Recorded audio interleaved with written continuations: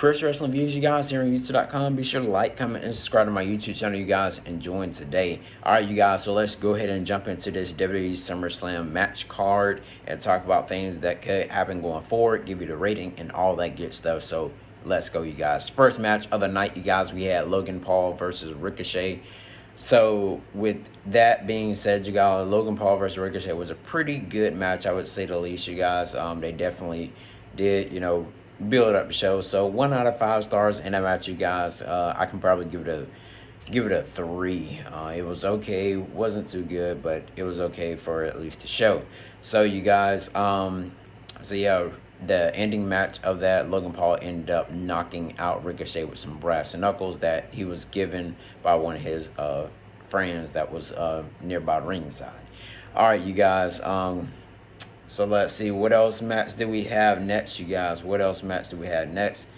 We're not going to go in order, you guys. We're just going to go at random. So after the Logan Paul, let's go ahead and go with the Intercontinental title match, which was Gunther, which was the Intercontinental Champion, versus Drew McIntyre. So that match right there, you guys, Gunther, of course, came out. He did not have Giovanni Vinci or Ludwig Kaiser at ringside. He was pretty much by himself, did the match fair, everything. He hit his power bombs and everything like he always does, and freaking folded up Drew McIntyre. Drew McIntyre, you guys, ended up storming like toward the back, you guys, and he was holding his neck, and he was walking like up that ramp like he was very upset.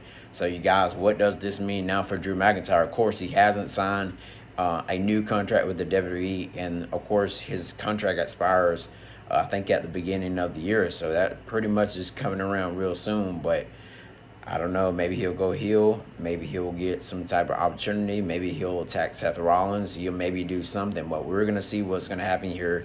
Hopefully he'll appear on Monday Night Raw. So yeah, you guys, let me know what you think about that.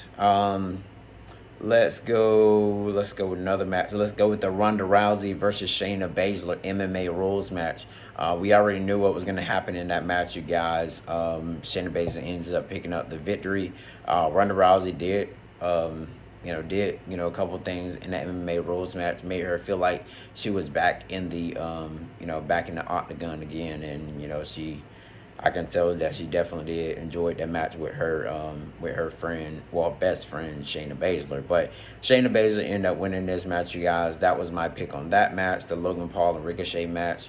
I believe I chose Logan Paul, so I got that one right.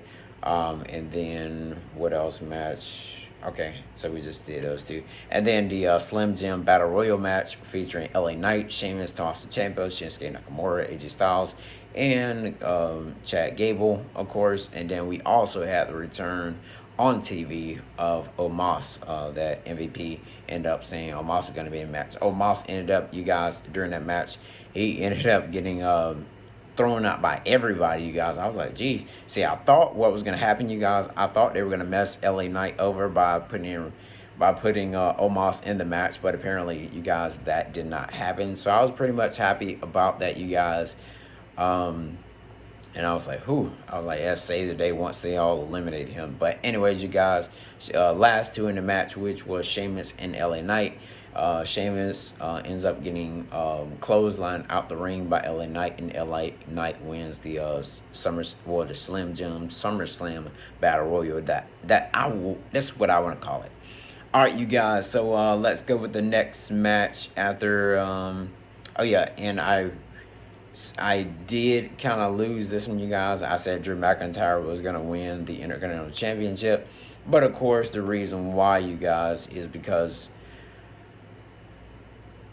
Gunther, of course, still has to beat the reign, I'm assuming, of Honky Tonk Man, because I know Honky Tonk Man was at 450 days as Intercontinental Champion. But Gunther has surpassed the Macho Man, which the Macho Man's sat at 402 days. So Gunther is almost there, you guys. So we'll see what's going to happen, next with Gunther, of course, and all that, you guys. Wonder what's going to happen, like I said, after LA Knight won his match. Kudos goes to LA Knight. We wanted him to see him at least win something. But I'm ready to see what he's gonna do on SmackDown. Hopefully he'll be on SmackDown this upcoming Friday. All right, you guys. So next, let's go with the Brock Lesnar versus Cody Rhodes match. This match came in earlier. I think that was like the second match, you guys. I was like, man, already. So of course, during this match, you guys, this match made me real proud. I would have to say the least. Cody Rhodes, he had a lot of heart, you guys. Brock Lesnar, it kind of made me mad when Brock Lesnar kept freaking like kept throwing his man out. And then he was like, Cody, he's like, you better stay down. And he was just jumping around in the ring and stuff. And he kept doing it repeatedly over and over and over again.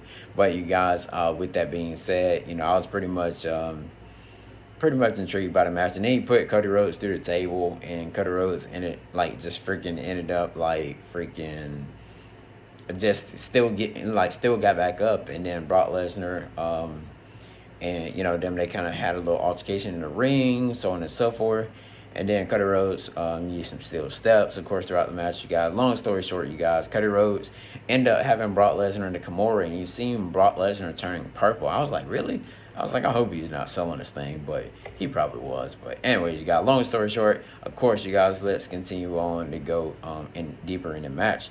Cody Rhodes ended up by hitting 3 crossroads and pinning Brock Lesnar. Of course, we already obviously knew that Cody Rhodes was going to win this match, you guys. So I ended up getting that one right. So I'm pretty much here like 4-1. So yeah, you guys, after the match, Brock Lesnar ended up shaking the hand of Cody Rhodes. And I was like, whoa. I was like, I didn't expect that to happen. And so, he raised Cody's hand, turned all 4 ways, raised his hand.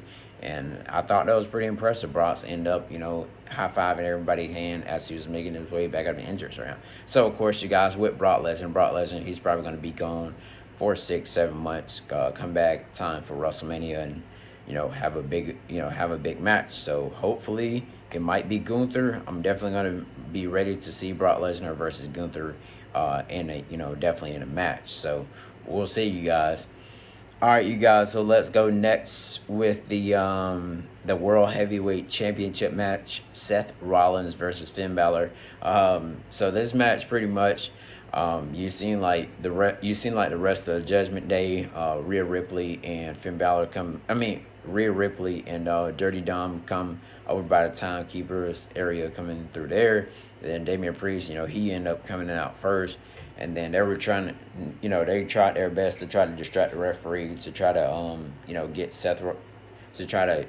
take down Seth Rollins. But Seth Rollins ended up getting the win because Damian Priest, he had the briefcase, and then Finn Balor was like, "Yeah, I'm in the briefcase," and then so I was like, "What?" And then so after the end, the briefcase ended up getting slid in the ring, and that's when Finn Balor started getting up, curb stomp to the head, winner, and still your World Heavyweight Champion Seth Rollins. And then now Damian Priest definitely has some explaining to do towards Finn Balor in the rest of the Judgment Day. So wonder what Damian Priest is going to say. Of course, you already know they're going to be on Monday Night Raw because they never miss on Monday Night Raw at all. So maybe that may be the opening part of the show on Monday Night Raw. So thought Damian Priest was going to cash in, but I guess they're still holding it off or something like that. Or hopefully he doesn't get messed up by Finn Balor and end up costing Damian Priest his briefcase.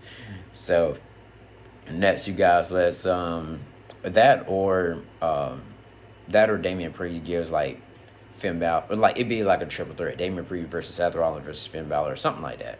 But you already know that Seth Rollins, of course, has like he has some kind of injury that's going on as well. I think it's his hand. He might have to have surgery on soon.